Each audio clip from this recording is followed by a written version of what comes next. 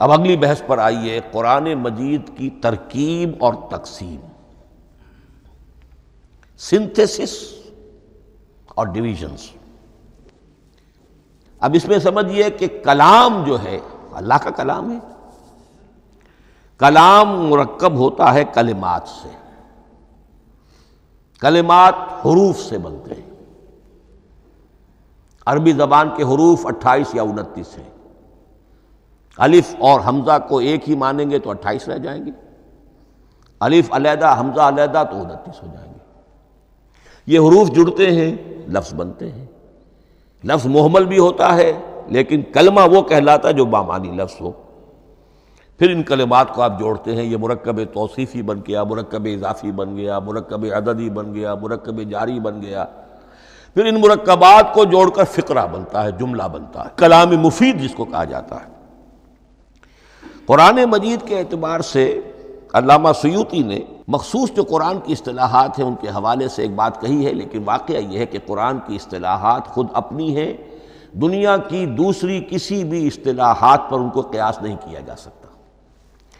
لیکن جاہز چونکہ قدیم تھے، انہوں نے قرآن مجید کو کہا یہ دیوان کی شکل رکھتا ہے، جیسے کہ حافظ کا دیوان، کسی اور کا دیوان۔ سورتیں جو ہیں وہ قصیدوں کی شکل میں ہیں، بیت شعر آیت ہے، قوافی جو ہوتے ہیں شعروں میں قافیہ، وہ یہاں فواصل ہیں، آیت کے آخری حروف ایک دوسرے سے مشابہ ہوتے ہیں کہ جن سے پھر وہ صوتی آہنگ پیدا ہوتا ہے۔ الرحمن علم القرآن خلق الانسان علمہ البیان۔ اب یہ ایک فواصل جو ہیں وہ جڑتے چلے جاتے ہیں، ان میں آہنگ پیدا ہوتا ہے۔ لیکن حقیقت کے اعتبار سے پہلی بات یہ نوٹ کیجئے، قرآن مجید کی اکائی ہے آیت، اسے نہ آپ جملہ کہہ سکتے ہیں نہ فقرہ کہہ سکتے ہیں۔ انگریزی میں ہمارا چونکہ بائبل کے لیے بھی جب ورس کا لفظ آ جاتا ہے تو انگریزی تراجم میں، انگریزی تحریروں میں، مقالوں میں ورس قرآن مجید کی آیت کے لیے لفظ آ جاتا ہے، ورس نمبر فلاں، بالکل غلط ہے۔ قرآن کی آیت یہ اس کا اپنی اصطلاح ہے، اپنا مفہوم ہے۔ لغوی مفہوم کیا ہے؟ نشانی، آیت نشانی۔ قرآن کی ہر آیت اللہ کے علم اور حکمت کی نشانی ہے۔ اب قرآن کی آیتیں نوٹ کیجئے، صرف حروف پر بھی مشتمل ہے، الف لام میم حروف مقطعات اور آیت بن گئی۔ وہ مرکبات ناقصہ پر بھی مشتمل ہے، والعصر مرکب جاری ہے، حرف جار، آیت ہو گئی۔ پورے جملے پر بھی مشتمل ہے، ان الانسان لفی خسر، ایک جملہ ہے، اور 10 جملوں پر بھی مشتمل ہے۔ اللہ لا الہ الا ھو الحی القیوم لا تأخذہ سنۃ ولا نوم لہ ما فی السماوات وما فی الارض الی آخر الآیہ۔ آیت الکرسی کا انالیسس کیجئے، 10 جملے موجود ہیں اس میں۔ تو نوٹ کر لیجئے، یہ چیز توقیفی کہلاتی ہے، یہ کسی گرامر کے اصول پر نہیں ہے، کسی منطق کے اصول پر نہیں ہے۔ آیات قرآنیہ کی تعیین توقیفی ہے، یعنی حضور کے بتانے پر موقوف ہے۔ حضور نے بتایا والعصر، یہ آیت ہو گئی، آیت ہو گئی، ہم آیت مانیں گے۔ الف لام میم آیت ہو گئی۔ قاف حرف ایک ہے، یہ آیت نہیں ہے۔ نون ایک حرف ہے، آیت نہیں ہے۔ قاف والقرآن المجید ایک آیت بنی، نون والقلم وما یسطرون ایک آیت بنی۔ تو اس طریقے سے اس کو کہتے ہیں توقیفی، موقوف علیہ ہے حضور کے بتانے پر۔ اب اس میں روایات کا اختلاف ہو سکتا ہے کہ حضور سے کوئی روایت یہ ہو کہ یہ ایک آیت بنی یا 2 آیتیں بنی۔ مثلا بڑی اہم مثال آپ کو دے رہا ہوں، سورہ مزمل کی جو دوسرا رکوع ہے، پورا دوسرا رکوع، وہ 1 آیت شمار ہوتا ہے، اور میرا بڑا گمان رہا بہت عرصے تک کہ یہ 1 آیت نہیں ہو سکتی، یہ مختلف اوقات میں نازل ہوئی ہیں، 2 اوقات میں نازل ہوئی ہے۔ اور یہ مجھے قول مل گیا علامہ سیوطی کے ہاں، حضرت عبداللہ ابن عباس رضی اللہ تعالی عنہما کا قول کہ یہ 2 آیتیں ہیں، 1 نہیں۔ لیکن یہ کہ یہ ہوگا موقوف روایت پر، میں کوئی نہیں ہوں جو اسے قرار دے سکوں. ہاں مجھے اگر کوئی روایت مل جاتی ہے، کوئی خبر یا اثر، خبر محمد الرسول اللہ کی یا اثر آپ کے کسی صحابی کا صلی اللہ علیہ وسلم و رضی اللہ تعالی عنہ، تو پھر یہ ہے کہ ہم مانیں گے. تو اس کو کہتے ہیں توقیفی. آیات اور سور کا معاملہ توقیفی ہے بالکل، یا کسی منطق، کسی گرامر، کسی اصول بیان، کسی پر مبنی نہیں ہے، یہ مبنی ہے حضور کے بتانے پر. اس طرح سورت کسے کہتے ہیں؟ عربی زبان میں سور کے معنی ہے فصیل. فَضُرِبَ بَيْنَهُمْ بِسُورٍ لَهُ بَابٌ، سورہ حدید کے اندر الفاظ آئے. اب اس کا کیا تصور دیا گیا کہ ہر آیت جو ہے وہ اللہ کے علم اور حکمت کی نشانی ہے. 10 آیتیں، 20 آیتیں، 100 آیتیں، 285 آیتیں، 286 آیتیں جوڑ کر ایک فصیل باندھ دی گئی. یہ شہر حکمت خداوندی ہے. ایک نظم ہوتا ہے، جیسے آپ شہر کا ٹاؤن پلاننگ آج کا تو بہت بڑا فن ہے، بڑی اسپیشلائزیشن ہے. شہر کو پلان کرنا، اس کے اندر کیا کچھ ہونا چاہیے، کس طرح سے ہونا چاہیے. تو یہ سورت جو ہے یہ ایک یونٹ ہے قرآن مجید کی، اور اس کا جو لفظی معنی ہے فصیل، گویا کہ اس نے گھیرے میں لیا ہوا ہے ایک شہر معنی کو، علم و حکمت کے ایک شہر کے گرد یہ فصیل جو ہے پوری ہوئی ہے.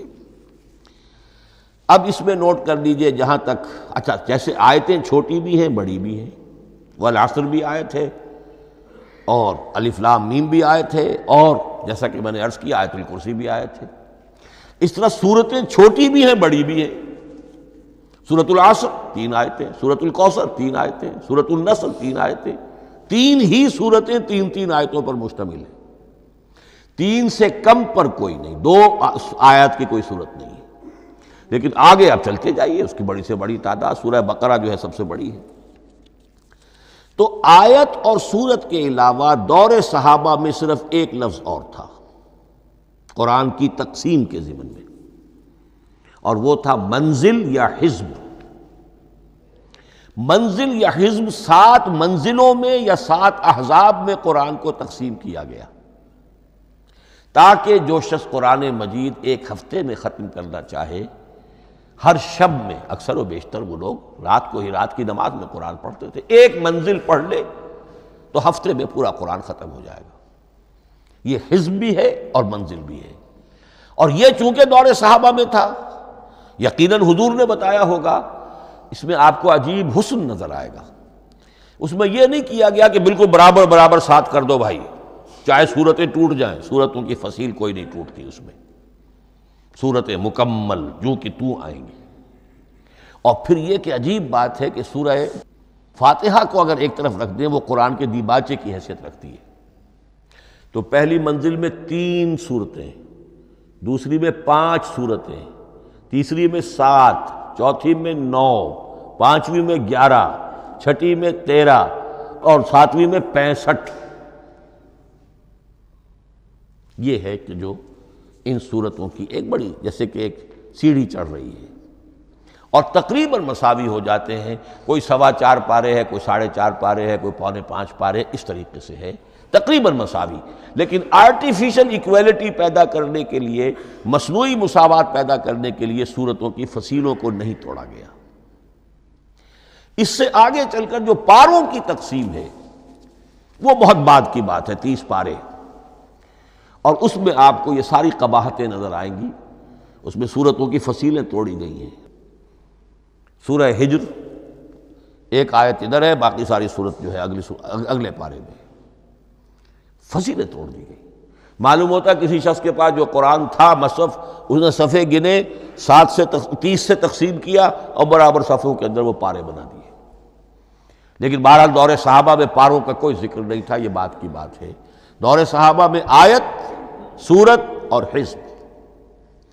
اسی طریقے سے طویل سورتوں کو جو رکوعوں میں تقسیم کیا گیا، یہ بھی بات کی بات ہے.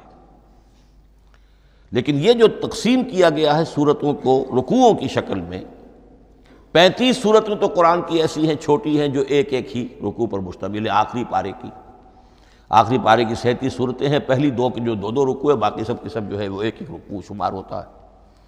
لیکن رکوع کیوں کیے گئے؟ لمبی صورتوں میں سے اگر کچھ حصہ پڑھنا ہے نماز میں، سورہ بقرہ پوری تو نہیں پڑھ سکتے آپ ایک رکعت کے اندر، تو اس کا وہ حصہ پڑھا جائے جس میں ایک مضمون پورا ہو جائے، مضمون نہ ٹوٹے، تاکہ وہاں پر رکوع کرے آدمی کہ جہاں پر کہ وہ مضمون ایک اعتبار سے مکمل ہو گیا۔ تو رکوع سے رکعت ہے، رکوع ہے، اس رکعت کے اندر ایک حصہ اتنا پڑھا جائے تاکہ مضمون جو ہے وہ خوبصورت رہے اور اس کا سلسلہ برقرار رہے۔ یہ تقسیم بھی اگرچہ بہت ہی ایک بدنام شخص ہے ہماری تاریخ کا، حجاج ابن یوسف، یہ اس کی ہوئی تقسیم ہے یا اس نے کرائی ہے، بہرحال اس کی طرف منسوب ہے، اور یہ بات ماننی پڑتی ہے کہ بڑے گہرے غور و فکر سے تقسیم کی گئی ہے، الل ٹپ نہیں ہے، بلکہ اس کے لیے واقعتاً غور کر کے جہاں وہ مضمون ختم ہوتا ہے، کہیں کہیں آپ اختلاف کر سکتے ہیں اور آپ کو حق حاصل ہے، اس لیے کہ یہ چیزیں توقیفی نہیں ہیں، یہ حضور کی بتائی ہوئی نہیں ہے، نہ رکوعوں کی تقسیم۔ اب سعودی عرب میں جو قرآن مجید چھپ رہے ہیں ان میں حزب ہو گئے ہیں، یعنی ہر پارے کو پارے برقرار رکھ کر 8 حزب بنا دیے انہوں نے، 4 حزب بنا دیے اور پھر نصف حزب کر کے 8 حصے کر دیے۔ تو یہ چیزیں جو ہمارے ہاں رکوع تو پاروں سے ادھر ادھر ہو جاتے ہیں، پارا بدل گیا رکوع وہی چل رہا ہے، اس لیے کہ رکوع میں مضمون کو پیش نظر رکھا گیا ہے، جبکہ پارے میں مضمون کو نہیں سامنے رکھا گیا۔ تو رکوع کا معاملہ جو ہے چاہے وہ حجاج ابن یوسف ہی نے کیا ہے، لیکن یہ کہ بہرحال وہ بہت صحیح ہے، اکثر و بیشتر، کہیں کہیں آپ اس سے اختلاف کر سکتے ہیں۔